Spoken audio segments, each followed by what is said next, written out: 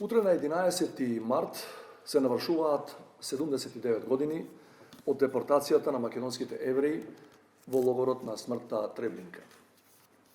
Сеќавајќи се на тој ден на нашите сонародници, но и на сите жртви на нацистичките логори, секогаш повторно ни се наметнува прашањето како беше можен Холокаустот во ерата на разумот, во научно и технолошки најразвиениот континент на светот, меѓу дотогаш најобразованата генерација. Од бројните причини би сакал да издвојам три. Прво, тоа е антисемитизмот што со векови тлеел низ Европа, каде што евреите во повеќе наврати се соочувале со погроми. Бегајќи од еден таков прогон, сефардите во 15-тиот век почнале да бараат прибежиште на Балканот. Втората е релативизирањето на моралните апсолути. Во 1882 година нихилистот Фридрих Ниче напиша "Бог е мртов и ние го убивме".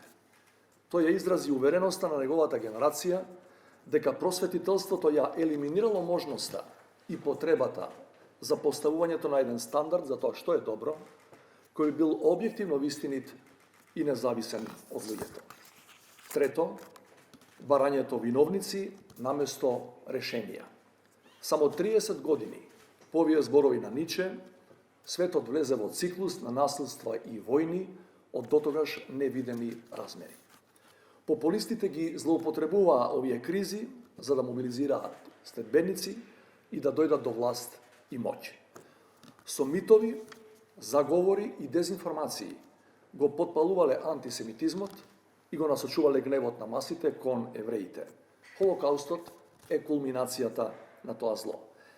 На Ванзенската конференција од 20. јануари 1942 година нацистите го драфтувале планот за конечното решение на еврејското прашање. Овој план предвидувал уништување на 11 милиони евреи од Европа.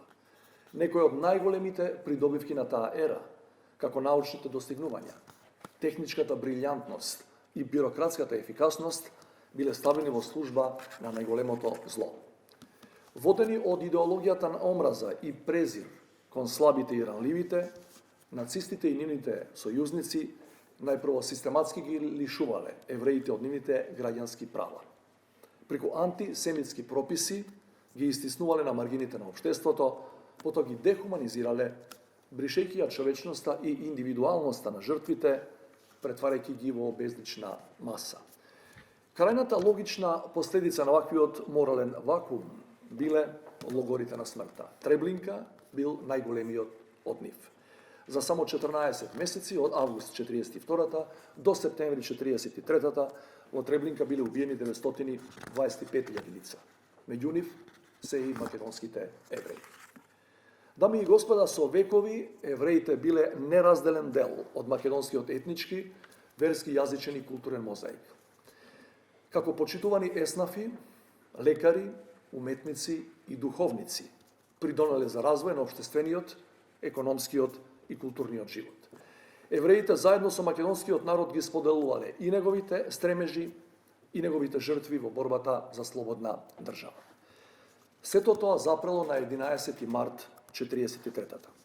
Статистиките се запрепастувачки. Од околу 24.000 македонски жртви во Втората светска војна, речиси 1/3 биле евреи. Поточно 7.144 мажи, жени и деца кои биле насилно собрани во Скопскиот монопол и депортирани во логорот на смртта. Тие представувале 98% од вкупната македонска еврејска заедница. Почитувани присутни, тешко е да се замисли, а уште потешко е да се опише монструозноста на Холокаустот. Ели Визел признава дека една од најголемите пречки при пишувањето на неговите лични сведоштва за Аушвиц бил самиот јазик. Тој вели дека зборовите глад, жед, страв, транспорт, селекција и оган тогаш значеле нешто друго. И заклучува дека една рака пепел тежи повеќе од сите приказни за тоа проколнато место.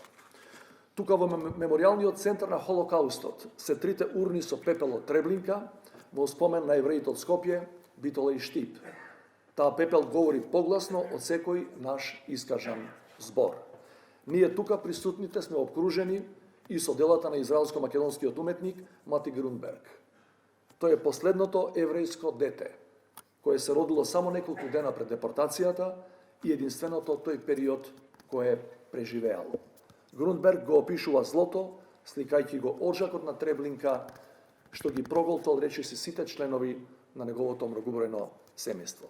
Целта на нацистите и нивните сојузници не била само да ги убијат евреите, туку и да го избришат споменот на нивното постоење. Затоа, ние мора да се сеќаваме на жртвите на Холокаустот и да не заборавиме дека секој од тие 7144 евреи е човек со име и презиме, со вродено и неотуѓиво човеково достоинство. Но мора да се сеќаваме и поради нешто друго. Историјата не учи дека во времење на кризи и конфликти, популистите ги хранат луѓето со страф и гнев кон послабите и поранливите. Тука не зборувам само за антисемитизмот, туку и за сите други форми на омраза кон различните, што се шират низ социјалните мрежи и медиуми на секаде низ светот. Мора да се спротивставиме на секој обид за ревизионизам и негирање на вистината за Холокаустот, но и на секоја форма на омраза кон различните од нас. За таа цел, на неодамнешниот меѓународен форум за Холокаустот во Малме, Северна Македонија се обврза во наставната програма за основното образование да вклучи содржини што ќе го адресираат антисемитизмот и негирањето на Холокаустот. Како држава се обврзавме да организираме и задолжителни посети на овој меморијален центар од страна на сите ученици од основното и средното образование. Дали има надеж после Холокаустот? Почитувани, јас сум убеден дека има. Причина за надеж се праведните меѓу народите, кои ги ризикувале собствените животи за да спасат евреи. Меѓу 14.000 праведници запишани во Јад Вашем е и Стојан Богоја Силјановски, инвалид со една нога, кој имал дуќан во центарот на Битола, веднаш спроти полициската станица, кој за време на депортацијата криел 8 жени еврејки. Втората причина за надеж се преживеаните. Евреите кои се спаси од Холокаустот станаа витален дел од антифашистичката борба. Меѓу 8 еврејки што Богоја ги спасил беа идните партизанки Естреја Овадија Мара, Жемила Коломонос Цвета, Естреја Леви Лена, Роза Камхи Русо и Адела Фараджи Ката. По војната, дел од 300 преживеани евреи си заминаа бидејќи не можеа да живеат во испразнетите еврејски мала, без своите најблиски, без да имаат со кого да проговорат на латино или на јидиш. Многумина од нив се населија во Израел и стана мост на пријателство меѓу нашите две држави. Но евреите кои останаа се вклучија во обновата на еврејската заедница и во изградбата на ново создадената македонска држава. Изложбата Живот им е посветена токму нив. Тоа се луѓето благодарение на кои денес постои активна еврејска заедница. Драги пријатели, неодамна на Ханука истакна дека ние сме особено горди на нашите сограѓани евреи, затоа што тие сите нас не подсетуваат на конечната победа на животот над уништувањето и на сеќавањето над заборавот. Затоа ние одбираме да се сеќаваме, за да не ни се повтори. Благодарам.